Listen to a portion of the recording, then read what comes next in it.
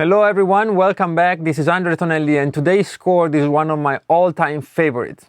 It has a beautiful sound, a real depth to it, and it's also one of those chords with a bit of an intimidating name, but as always, as long as you take a few minutes to understand it, it's really quite simple. So let's begin. The major 7th, sharp 11th. It's a bit of a mouthful as far as the name goes, but it's actually quite simple. It's sometimes also called the Lydian chord because it's made up of 5 notes of the 7 notes that make up the Lydian scale. So that makes it quite specific. As we'll see later in the scale section of this video, there's not much you can play over it outside of the very specific Lydian scale, just because it's made up of so many notes. And so it's kind of limited in scope. But it's also very beautiful, and you'll find it in all kinds of music. You'll find it in jazz music, you'll find it in classical and soundtrack movie music, you'll find it in rock and pop sometimes. I really enjoy using it, and the way I use it is both ways. I can use it harmonically, which means I actually do play this specific chord, and sometimes I like to also imply it with melody. So I might use a simpler chord, like a major 7th chord, even just a simple major chord, and on top of it, pick notes that suggest this chord, all right? But to understand all that, first of all, let's look at the formula. The major 7th sharp 11th, as the name suggests, is based on a major 7th chord, which in turn is based on a major chord. In case you missed those videos, here's a couple of links that will take you to both the major 7th chord and the regular major chord. All right, so you can check them out either before continuing, or you can just watch this video and then go back for reference. All right, so we have, of course, a basic major triad to begin with. We have C, E, which is the major 3rd, and G, which is the perfect 5th. Now on top of this major triad, we add the B, the major 7th. And that note is found 1/2 step before the root. So from C, we go down a 1/2 step, which is B, and we have this. And this is a simple C major 7th chord. Now on top of this, we're going to add the sharp 11th. The sharp 11th is very simple, don't get confused by the strange name. The sharp 11th is simply a 4th that's raised a 1/2 step, okay? And that note is found 1/2 step before the perfect 5th. Very simple. So if we have a G as the perfect 5th, as we just saw, this note, 1/2 step before that, there's an F sharp. And so as long as we play an F sharp, we get the chord, all right? So root, major 3rd, perfect 5th, major 7th, and then the sharp 11th, which is nothing other than a raised 4th. In this case, we're in the key of C, it's F sharp. Sounds beautiful.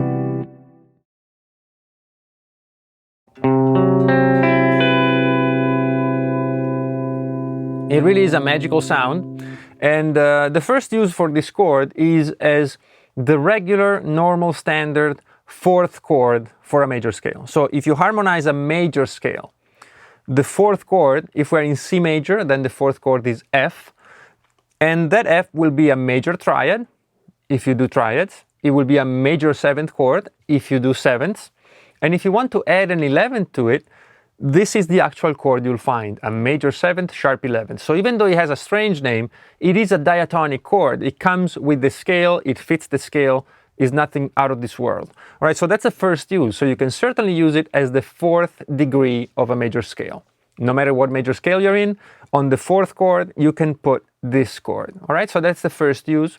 The other use, and there's not too many of them, so the next use, and probably the final one, is if you want to establish a Lydian sound in the root. So you would use this as the number 1 chord. Okay, so instead of being in a regular C major, you would actually play this chord, and on top of it, you'll be playing actually C Lydian. So you'll establish the key of Lydian by simply using this chord as the 1.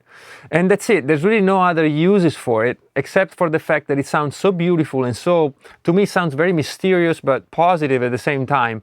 And so you can really establish a key center for example, if you don't want to play a whole song with this chord, then just a section. So you could have this chord as the basis, for example, for your verse. But then when you move on to the chorus, you might go to the regular major. You see what I mean? So you lower the tension a little bit for the chorus, you open it up to the brighter major sound and less ambiguous, whereas this chord is more atmospheric, right? It has more character to it, but it's also a bit stranger. So you might want that to establish the song, but then for the big chorus, then you might want something simpler. There's so many possibilities, but it's certainly a beautiful chord. I know I always say it, but especially for this chord, you should know way more than 3 positions. It's just so beautiful, but I'm going to give you 3, and this will get you started in exploring the sound of this chord. And as always, I'll try to spread them out through the fretboard so you have them available in all keys, okay? But as always, I'll show them to you in C. So C major 7th, sharp 11th. The first example is this one. We basically play a regular C major chord, but we modify it by adding the F sharp. And it goes like this. So we have C on the 3rd fret of the 5th string. We have E on the 2nd fret of the 4th. Then we play 2 open strings, the G and the B. We just let them ring. And then we add the F sharp at the bottom on the 2nd fret of the 1st string.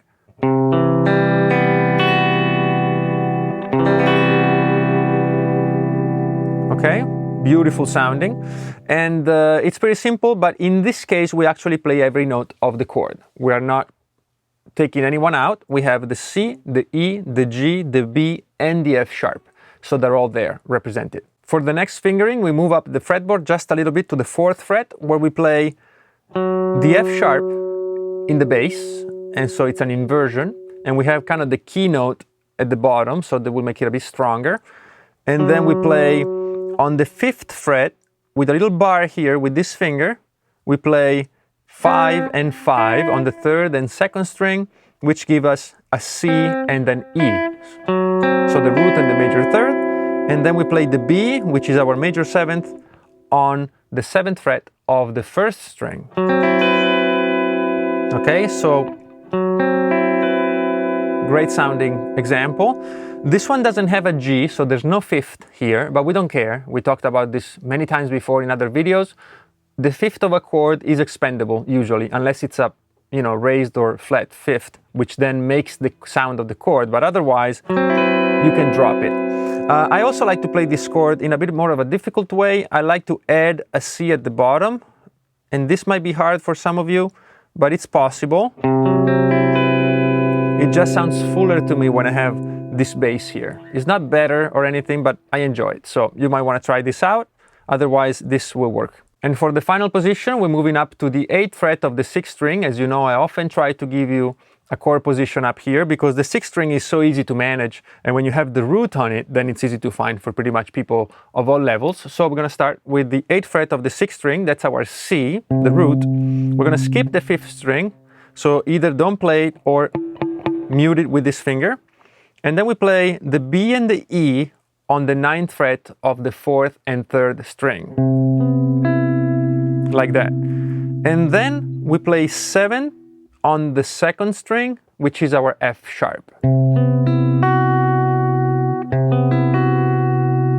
Right? Sounds beautiful. And again, this shape doesn't have a G, which is fine. You don't need a G, you can do without, all right? So those are the 3 positions. When it comes to complex chords, which are made up of many notes, then the options for scales diminish. As long as we have 2 or 3 notes in a chord, like for example, we have a power chord. Here's a link if you missed it. But if we have a power chord that's only 2 notes, then pretty much any scale that has those 2 notes, the root and the perfect 5th, will work.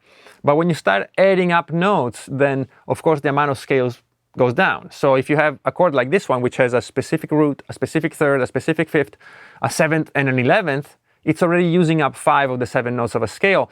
So there's not many scales that you can play with the 2 remaining notes, all right? So as a matter of fact, there are many Lydian scales that I like the Lydian augmented, Lydian dominant, but those are not really strictly available here. You could kind of look at them some other way, like alterations, but we're not going to go there because these videos are about chords, actually, not about scales. But so the Lydian scale is really kind of the only option. Okay, so if you have a chord like this,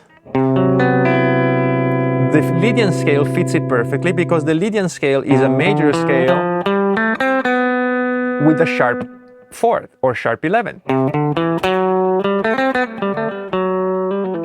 And it sounds amazingly like the chord.